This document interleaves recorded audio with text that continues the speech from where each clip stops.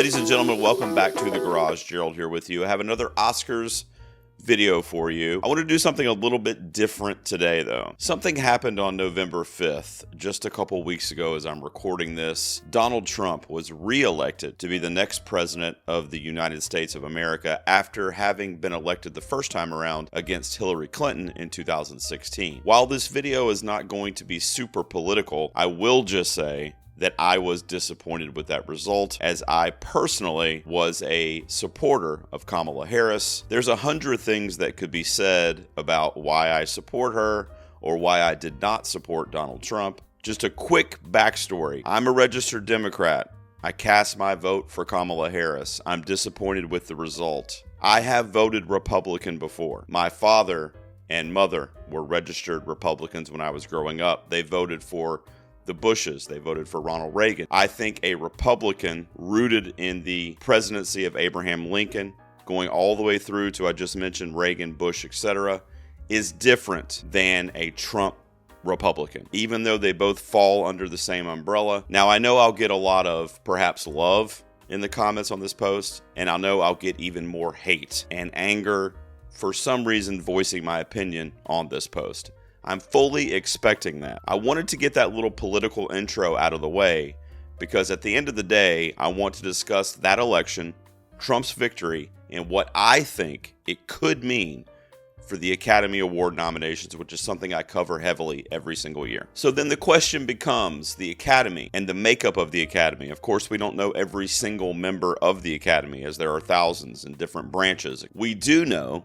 being that it's rooted in Hollywood and that it is a form of the liberal arts, that the majority, of course not every single person, and maybe not even the vast majority, but the majority of people in the Academy are mostly liberal, which would then lead you to believe that they are also not satisfied with the results of the election. So then once you know that's the makeup of the Academy and they're going to be doing the voting, you have to say to yourself, are we in for some surprises? Are they going to omit some films and some performances that perhaps they would not have? Top candidates for the prize of Best Picture right now would be films like Honora, The Brutalist, Conclave, Dune Part 2, Sing Sing, Amelia Perez, and even Wicked Part 1, which just came out about a week ago as I'm recording this. Which one of these frontrunners, if you will suffer the most from the election results? You could say perhaps a film like Conclave, the Edward Berger picture that is a form of the electoral process. In this case, instead of electing a president or someone on the Senate, it is the electoral process of the new pope. It's an enthralling picture, but it mirrors a presidential election in a lot of ways. A lot of people may say that our electoral college is archaic and out of date.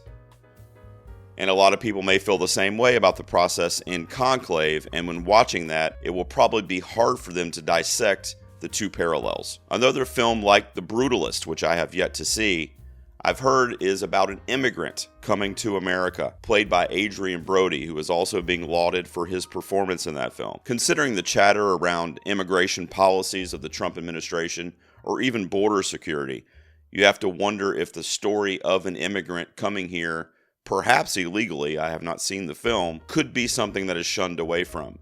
I hope not, as I've heard Brody turns in an otherworldly performance in The Brutalist. And then you look at films that might have an uptick.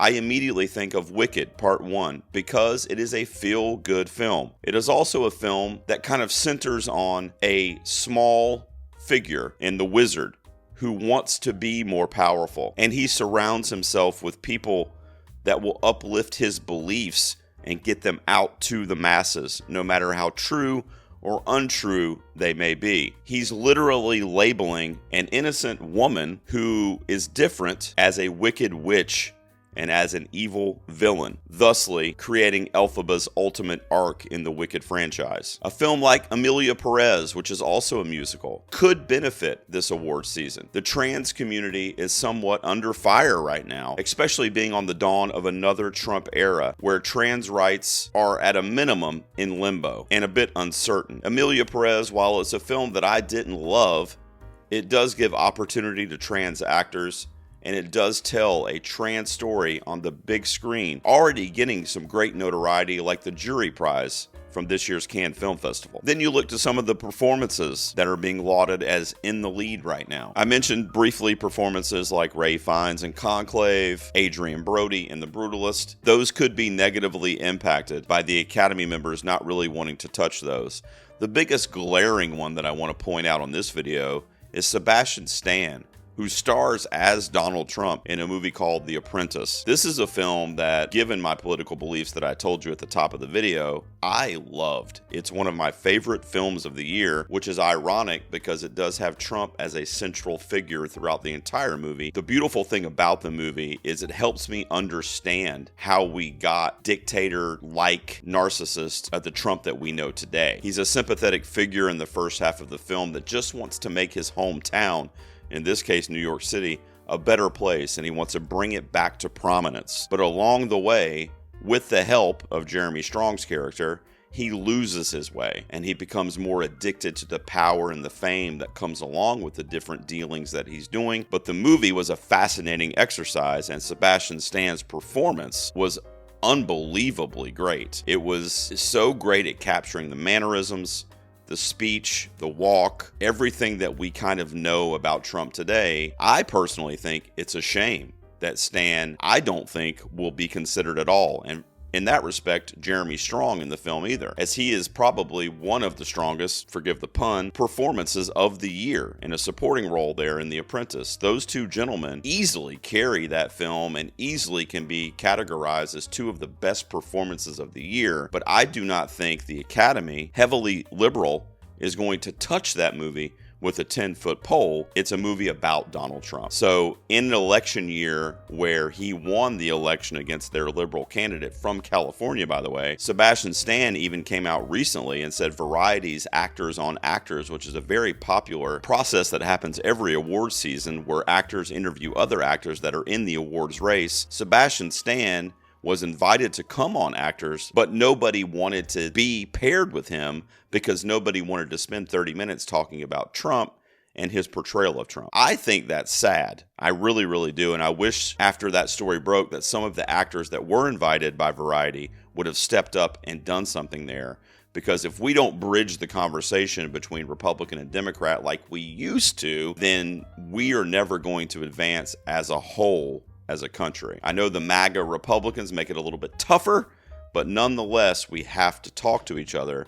So if we're talking about a movie and a performance, and we can't sit down and talk about that, even when we're technically on the same side, that's a dark, dark day, in my opinion. I wish somebody would step up and talk to Stan about this movie, and I wish he would get some more notoriety for the film, because believe it or not, it's an anti-Trump movie. What I think is going to happen if the election results continue to kind of weigh on people as we get into January, and by the way, the Oscar nominations are being announced the same week as the presidential inauguration. It's like 4 or 5 days apart.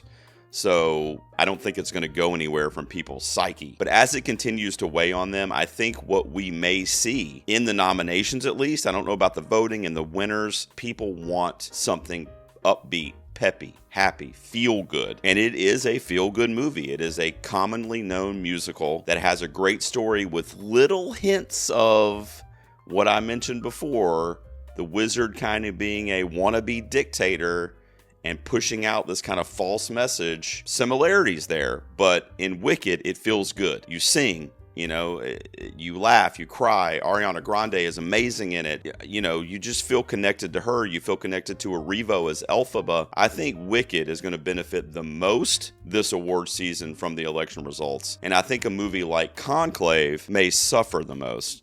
I think Conclave may be a film that gets a ton of nominations, but nobody votes for it because it's too much of a mirror of our electoral process and how out of date it is, even though Conclave ends with a much more uplifting kind of message, although be it was pretty unbelievable, but nonetheless, it ends on a higher note if you're on that left side of things like I am. At the end of the day, I don't know. I wanted to kind of get this off my chest and talk about how presidential elections shouldn't depress us as a society, regardless of the outcome. And I'm thinking of my fellow red state people. If Kamala had won this, what would the reaction have been? I mean, we saw what happened on January 6th when Biden won. You know, I'm not saying that would have been the reaction again, but it probably would have been anger, sadness. We felt that. I feel that. That should not be what happens in a democracy, in presidential elections. We should be able to work together as a society, not MAGA versus progressives versus lefty snowflakes, which I probably fall over there. That's fine. I've already got 10, 15 comments calling me a snowflake. Movies are universal. Sebastian Stan being outcast for portraying Donald Trump in a negative Trump film is crazy to me and is unfortunate. The dude is on another level in that film. Same thing in A Different Man that he starred in this year for supporting. Maybe he'll get some love there. What do you guys think? I'm expected to be eaten alive in the comments. There will be more Oscars content coming up in December. I'm going to do my next round of early Oscars predictions. And then towards the end of December, I'm going to debut my below-the-line predictions, what I think is going to get nominated for the below-the-line categories, which I have not dove into yet on this channel. But I've been keeping up with it. I think I kind of have an idea what I'm going to throw out there. Let me know what you guys think. And please, love each other. Be strong. Be safe. I'll see you guys out here next time in the garage.